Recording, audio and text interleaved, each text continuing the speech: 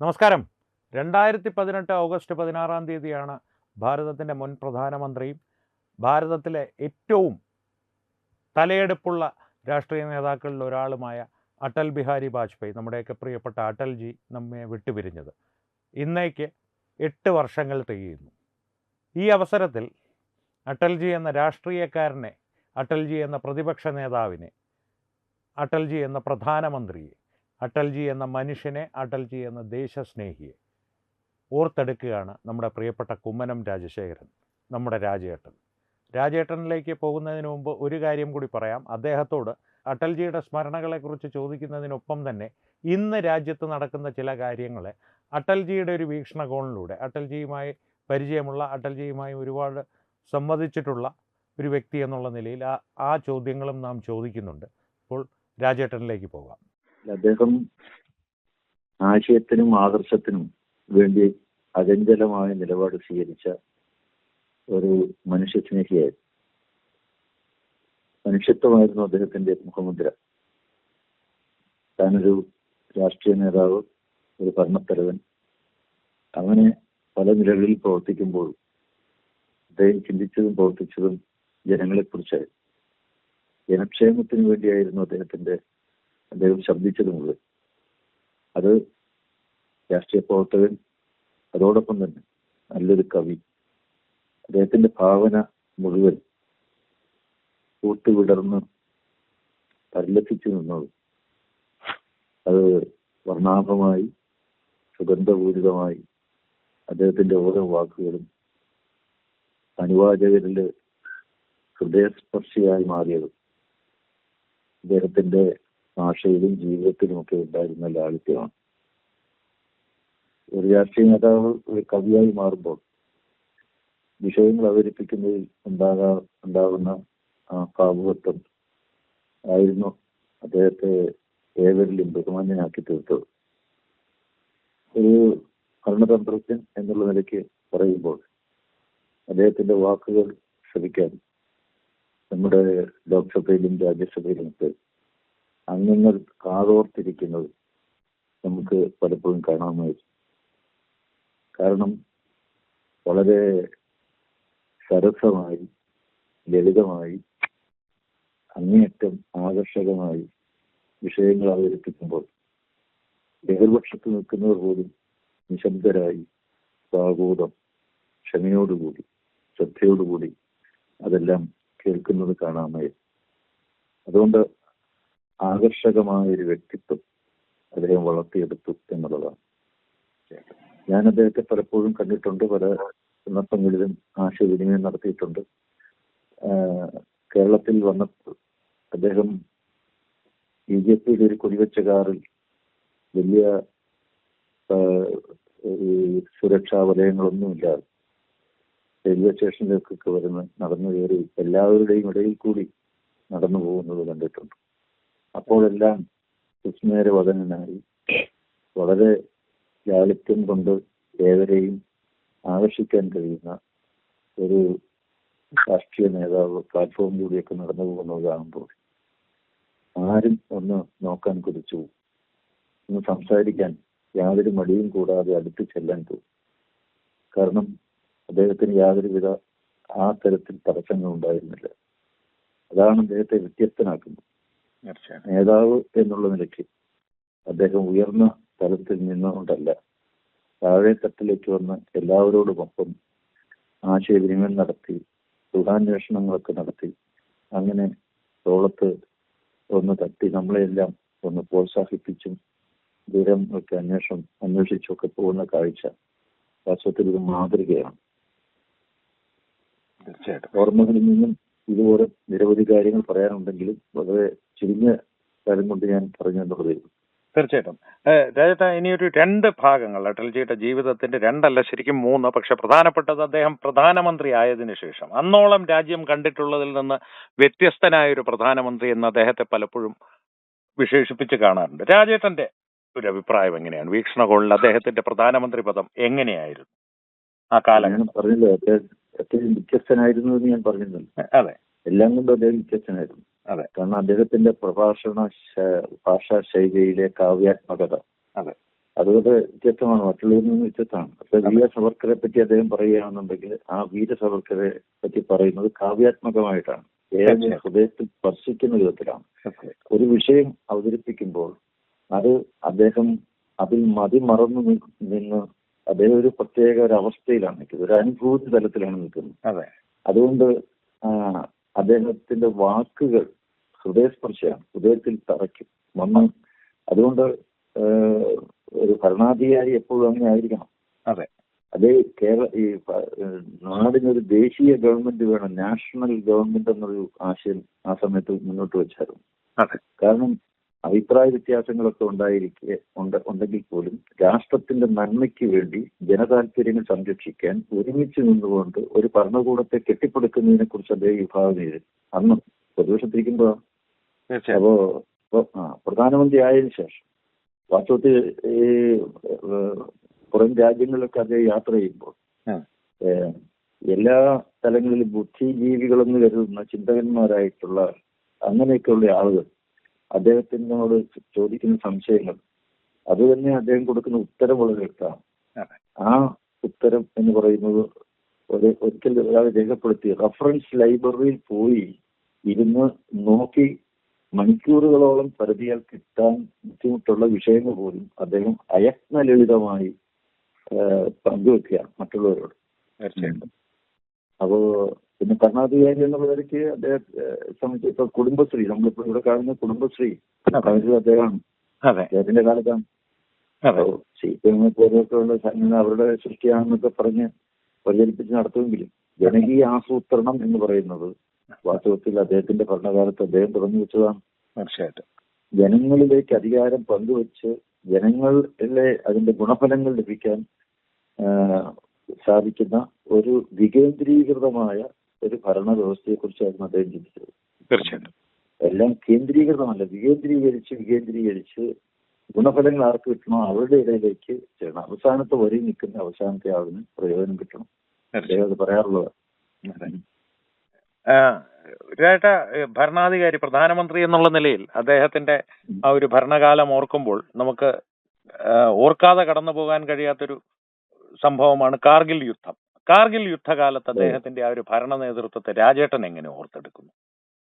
കാർഗിൽ യുദ്ധകാലത്ത് അതിർത്തിയിൽ നിന്നുകൊണ്ട് ധീരോദാത്തമായ പോരാട്ടങ്ങൾ നടത്താൻ ആവശ്യമായുള്ള പ്രേരണയും പ്രചോദനവും നൽകിയത് അദ്ദേഹമാണ്. തീർച്ചയായിട്ടും അവർക്ക് എപ്പോഴും. പിന്നെ പൊഖ്രാൻ മരുഭൂമി നടത്തിയ പരീക്ഷണം അതും അദ്ദേഹത്തിന്റെ കാലത്താണല്ലോ. തീർച്ചയായിട്ടും ബുദ്ധൻ ചിരിക്കുന്നു എന്ന് അന്ന് ആ പേര് കൊടുക്കാൻ എന്താണ് കാരണം എന്ന് പലരും ചോദിക്കുന്നു. അത്ര അഗാധ തലങ്ങളിൽ വളരെ അതിന് തത്വചിന്താപരമായ രീതിയിൽ അതിന് ഒരു പേര് ഇട്ടുകൊടുക്കാൻ അദ്ദേഹത്തിന് സാധിച്ചെങ്കിൽ, അദ്ദേഹത്തിന്റെ ഉള്ളില് ഒരു തത്വചിന്തകനുണ്ട്, അദ്ദേഹത്തിന്റെ ഉള്ളിൽ ഒരു കവിയുണ്ട്, ഒരു രാഷ്ട്രതന്ത്രജ്ഞനുണ്ട്, ഒരു ഡിപ്ലോമാറ്റ് ഉണ്ട്, അദ്ദേഹത്തിന്റെ ഉള്ളിൽ ഒരു നല്ല മനുഷ്യ സ്നേഹിയുണ്ട്. അങ്ങനെ വളരെ യുദ്ധത്തിൽ നടത്തിയ പോരാട്ടം എന്ന് പറയുന്നത് ആത്മവീര്യം പകർന്നു കൊടുക്കാനാണ് ഭരണാധികാരിക്ക് കഴിയും. ആവശ്യമായിട്ടുള്ള വെടിക്കോപ്പുകളൊക്കെ എവിടെയായിരിക്കും. ആത്മവീര്യം പകർന്നു കൊടുക്കാൻ, അവരിലേക്ക് ആത്മാഭിമാനവും ആത്മധൈര്യവും ആത്മവിശ്വാസവും പകർന്നു കൊടുക്കാൻ സാധിക്കുന്ന ഭരണാധികാരിക്കാണ്.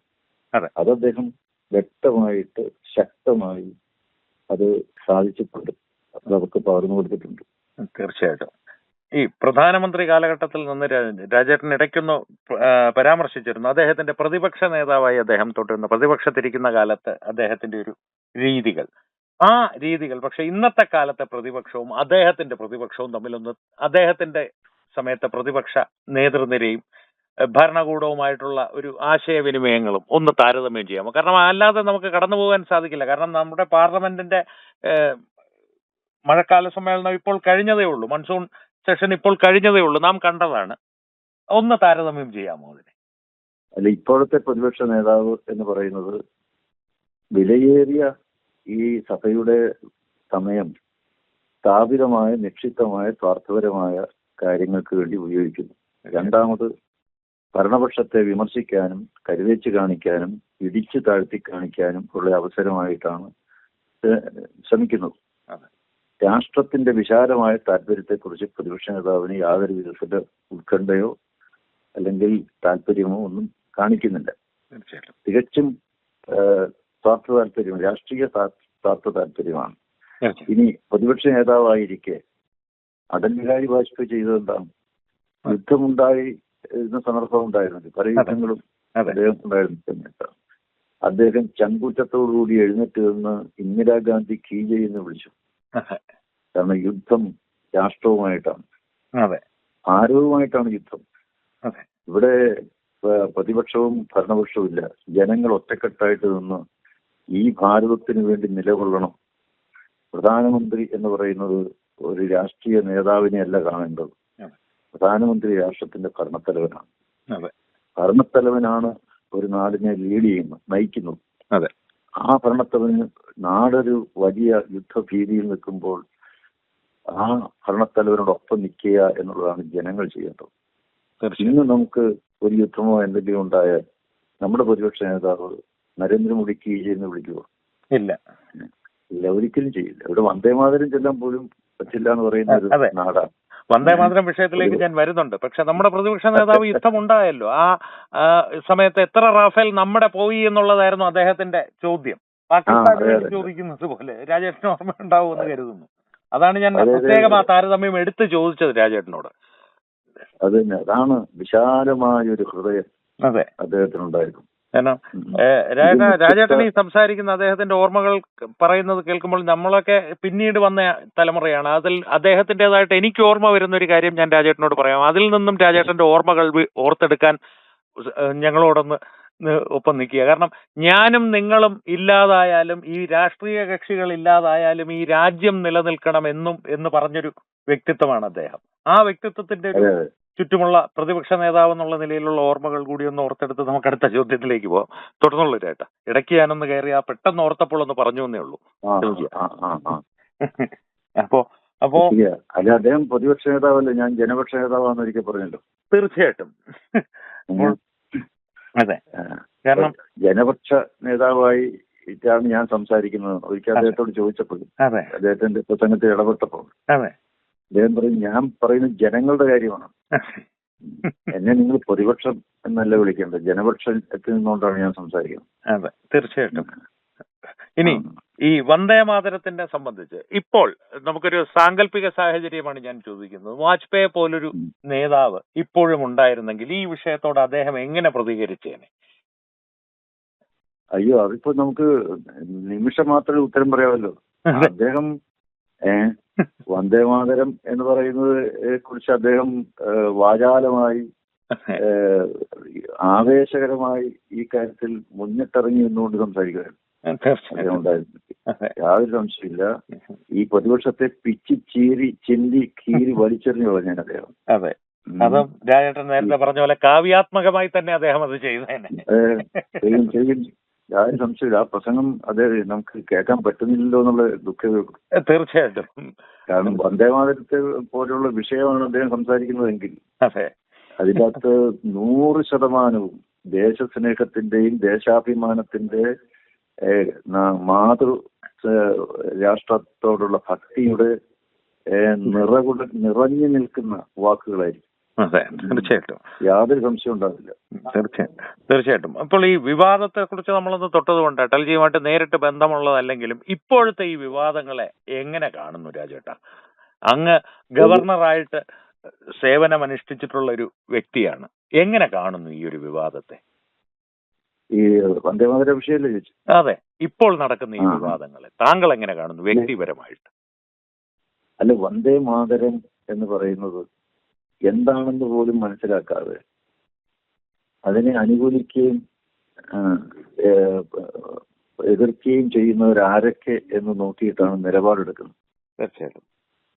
ഇവിടെ മുസ്ലിം ലീഗ് എതിർത്തു, അതുകൊണ്ട് ഞങ്ങൾ എതിർക്കുന്നു എന്നല്ലാതെ കോൺഗ്രസ്സുകാർക്ക് വേറെന്താ പറയാനുണ്ട്? മറ്റ് സംസ്ഥാനങ്ങളിലൊക്കെ യാതൊരു കുഴപ്പവും കൂടാതെ വന്ദേമാതരം പാടി. അതെ, ഇവിടെ എന്താ വന്ദേമാതരമേ പാടണ്ട, രണ്ടുപേര് പാടുന്ന തീരുമാനിച്ചു, അതും വേണ്ട എന്ന് തീരുമാനിക്കാൻ കഴിയണ്ട. അതെ. അപ്പൊ വന്ദേമാതരം എന്ന് പറയുന്നത് വെറും അവരുടെ ഒരു രാഷ്ട്രീയ പ്രചരണായുധം ആയിട്ട് മാത്രമേ അതിനെ കാണുന്നു. രാജ്യ താല്പര്യത്തെക്കുറിച്ചോ ദേശസ്നേഹത്തെക്കുറിച്ചോ ഒന്നും അവർക്ക് ചിന്തയില്ല. ഒരു നാടിനെ വന്ദേമാതരം എന്ന് അതുകൊണ്ടാണ് വി ഡി സവർക്കറുടെ വിഷയത്തിലും വരുമ്പോൾ അതാണ്. എനിക്കൊരൊറ്റ ചോദ്യം ചോദിക്കാനുള്ളൂ. വി ഡി സവർക്കർ ഇപ്പൊ 27 വർഷക്കാലം ജയിലിൽ കിടന്നയാളാണ്, തടവനുഭവിച്ച ആളാണ്. ചോദ്യം ഏതാണ്? ഏറ്റവും കൂടുതൽ കാലം തടവിൽ, സ്വാതന്ത്ര്യ സമരകാലത്ത് തടവിൽ കഴിഞ്ഞ ആളാരാണ്? അതിന്റെ ചോദ്യം. ശരി, വി ഡി സവർക്കർ അല്ല എന്നാണ് അഭിപ്രായമെങ്കിൽ വിദ്യാഭ്യാസ വകുപ്പ് മന്ത്രി പറയട്ടെ, ആരാണ് ഏറ്റവും കൂടുതൽ കാലം ജയിലിൽ കിടന്നയാള്? വി ഡി സവർക്കർ അല്ല എന്ന് വെച്ചു, വേറെ ആരാ? വേറൊരു പേര് പറ. അത് പറയാനുമില്ല. പറയാൻ പറ്റില്ലല്ലോ അല്ലേ? ഏതാനും വർഷക്കാലമാണ് നെഹ്റുവിടെ. ഗാന്ധിയും അധികാരമൊന്നും നടന്നിട്ടില്ല.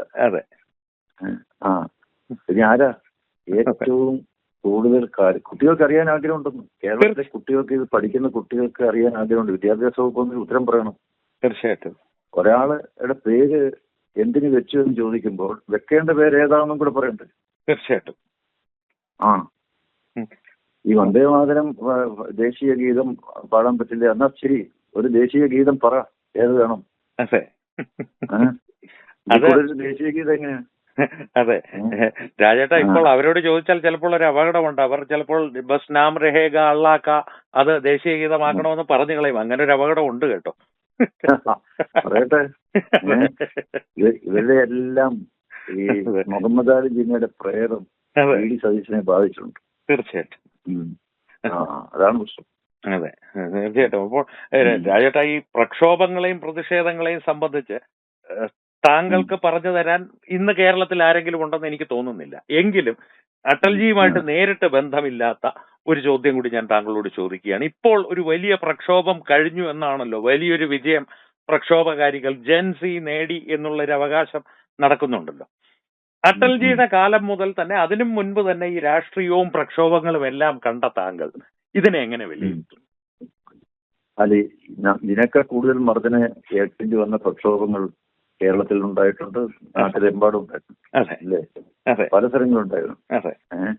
അപ്പോ പ്രക്ഷോഭത്തിലോ ജീവിതകാലം 27 വർഷക്കാലം തടവിൽ കിടന്ന ഒരാളിനെ സ്മരിക്കുന്നത് പോലും പറ്റില്ല എന്ന് പറയുന്ന ആൾക്കാർ പിന്നെ ഒരു ദിവസം പാർലമെന്റ് ഹൗസിലേക്ക് ഇരച്ചു കയറി എല്ലാ ബാരിക്കേഡും തകർത്ത് എറിഞ്ഞ് പോലീസിനെ ആക്രമിച്ച് തല്ലി തകർത്ത് വരുന്നവരെ പിന്നെ ഉമ്മ വെക്കണമെന്നാണ് പറയുന്നത്. അവർക്ക് അവരോട് അത് ഇവിടെ അവർ ഉന്നയിച്ച ആവശ്യത്തെ കുറിച്ചല്ലല്ലോ. അതൊക്കെ അംഗീകരിക്കാനൊന്നും സർക്കാരിന് യാതൊരു പടി ഉണ്ടായിട്ടില്ലല്ലോ. പക്ഷേ നാട്ടിലെ നിയമപാലനത്തെ, നിയമവാഴ്ചയെ തകർത്ത് തരിപ്പണമാക്കി പിച്ചി ചീന്തിക്കളഞ്ഞ് അക്രമം നടത്തുന്ന ആൾക്കാരെ എങ്ങനെ പ്രോത്സാഹിപ്പിക്കാൻ പറ്റും? തീർച്ചയായിട്ടും അവരോടൊപ്പം എങ്ങനെ നിൽക്കാൻ പറ്റും? അപ്പൊ തല്ലുകൊണ്ട പോലീസുകാരെ അവർക്കും കുടുംബമില്ലേ?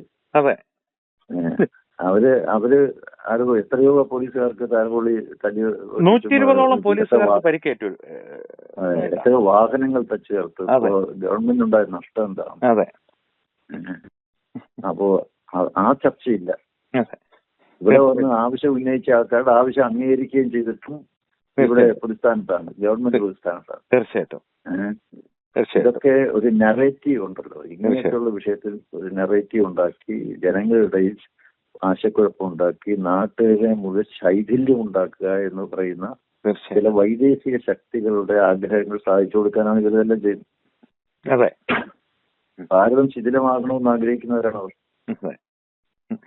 തീർച്ചയായിട്ടും. അടൽജിയിലേക്ക് തിരികെ വന്നു കഴിഞ്ഞാൽ, അടൽജി ഇപ്പോൾ ഉണ്ടായിരുന്നെങ്കിൽ അദ്ദേഹം, നമ്മുടെ നാട്ടിൽ ഇപ്പോൾ ജെൻസി എന്നൊക്കെ പറഞ്ഞ തലമുറയുണ്ടല്ലോ, അങ്ങയുടെ ഇതിൽ ഇപ്പോഴും അവരുമായിട്ടും അദ്ദേഹം ഈ ചിരിച്ചു കളിച്ച് ഇന്നലെ നമ്മുടെ പ്രധാനമന്ത്രി ഇടപെട്ടതിനേക്കാൾ കുറച്ചുകൂടി ഒരുപക്ഷെ വാത്സല്യത്തോടു കൂടി, കാരണം അദ്ദേഹത്തിന് പ്രായം കൊണ്ട് അതിനുള്ള അർഹതയുണ്ടല്ലോ, ഇടപെട്ടേനെ. എന്തായിരിക്കും അദ്ദേഹത്തിന്റെ ഒരു സന്ദേശം? രാജേട്ടന്റെ ഒരു ഭാവനയിൽ പറഞ്ഞാൽ മതി, നമുക്ക് അതിൽ അവസാനിപ്പിക്കാമെന്ന് തോന്നുന്നു. അല്ല, ഞാൻ പറഞ്ഞ ജെൻസികളുടെ അന്നത്തെ ജെൻസികൾ എന്ത് ചെയ്യുമായിരുന്നല്ലേ ചോദിക്കാൻ പറ്റും. അല്ല, അതെ, നമുക്ക് ഇന്നത്തെ ഒരു ഭാവനയിൽ കാണുവാനേ സാധിക്കുകയുള്ളൂ. കാരണം അദ്ദേഹത്തിന്റെ ഭാവന എനിക്കില്ലെങ്കിലും രാജേട്ടനുണ്ടല്ലോ കുറച്ചെങ്കിലും എന്നെക്കാളും. അല്ലെ, ജെൻസികൾ അവരാണ് രാഷ്ട്രത്തിന്റെ സ്വത്ത്. അതെ, വിത്ത്. അതെ. അത് അദ്ദേഹം അത് കൂടുതൽ ഊട്ടിയുറപ്പിച്ച് തന്നെ സംസാരിക്കുള്ളൂ.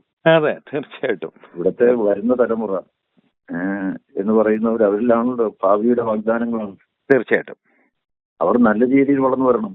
നല്ല രീതിയിൽ നാടിന്റെ മുഴുവൻ നേതൃത്വം ഏറ്റെടുത്ത് നാടിനെ മുന്നോട്ടേക്ക് നയിക്കേണ്ട ഭാവി ഈ ഭാഗ്യവിധാതാക്കളായി തന്നെ തീരണം. തീർച്ചയായിട്ടും. അദ്ദേഹത്തിന്റെ കവിതകളിൽ അങ്ങനെയുള്ള ഈ ചെറുപ്രായക്കാരെ കുറിച്ച് എന്തെങ്കിലും പരാമർശിക്കുന്ന വരികളുണ്ടോ എന്ന് എനിക്കറിയത്തില്ല. അല്ല, അദ്ദേഹം യുവാക്കളെ സംബന്ധിച്ച് എന്നും അദ്ദേഹം അത് തന്നെയാണ് പറഞ്ഞിരുന്നത്. നിങ്ങൾ ഈ പറയുന്നത് രാഷ്ട്രത്തെ മുന്നോട്ട് നടത്തേണ്ടത് നിങ്ങളാണ്. അതിനു വേണ്ടി കൂടിയാണല്ലോ അദ്ദേഹം പറഞ്ഞത്, ഞാനും നിങ്ങളും ഒന്നുമില്ലെങ്കിലും ഈ രാഷ്ട്രം ഉണ്ടായിരിക്കണം എന്നുള്ളത്. തീർച്ചയായിട്ടും. തീർച്ചയായിട്ടും. അപ്പോൾ എന്തായാലും വളരെ നന്ദി രാജേട്ടാ. അടൽജിയുടെ ഓർമ്മകൾ ശ്രീ കുമ്മനം രാജശേഖരൻ നമ്മോട് പങ്കുവച്ചു. ഒപ്പം തന്നെ രാജ്യത്ത് ഇന്ന് നടക്കുന്ന പല സംഭവങ്ങളെക്കുറിച്ചുള്ള അദ്ദേഹത്തിൻ്റെ അഭിപ്രായങ്ങളും പറഞ്ഞു. അപ്പോൾ ഈ വിഷയത്തെ സംബന്ധിച്ച് പ്രേക്ഷകരുടെ അഭിപ്രായങ്ങൾ തീർച്ചയായും ഞങ്ങളുമായി കമൻറ്റുകളിലൂടെ പങ്കുവയ്ക്കുക. ഒപ്പം വീഡിയോ ലൈക്ക് ചെയ്യുക, പരമാവധി ആളുകളിലേക്ക് എത്തുവാനായി ഷെയർ ചെയ്യുക. ഏറ്റവും പ്രധാനപ്പെട്ട കാര്യം, തത്വമയി ന്യൂസിൻ്റെ യൂട്യൂബ് ചാനൽ നിങ്ങൾ ഇതുവരെ സബ്സ്ക്രൈബ് ചെയ്തിട്ടില്ലെങ്കിൽ തീർച്ചയായും സബ്സ്ക്രൈബ് ചെയ്യുക. വീണ്ടും കാണാം. നന്ദി, നമസ്കാരം. HIV അണുബാധ സന്തോഷപൂർണമായ ഒരു ജീവിതത്തിന് തടസ്സമല്ല. HIV അണുബാധയ്ക്ക് ഫലപ്രദമായ ചികിത്സ ഇന്ന് ലഭ്യമാണ്. ഇതിന് യഥാസമയം അണുബാധ കണ്ടെത്തുന്നതും കാലേക്കൂട്ടി ചികിത്സ നടത്തേണ്ടതും അത്യാവശ്യമാണ്. സൗജന്യമായ ചികിത്സയും മാർഗനിർദ്ദേശങ്ങളും സർക്കാർ ആശുപത്രികളിലെ ART അഥവാ ഉഷസ് കേന്ദ്രങ്ങളിൽ ലഭ്യമാണ്. ആരോഗ്യ സംരക്ഷണം ഓരോരുത്തരുടെയും ഉത്തരവാദിത്തമാണ്.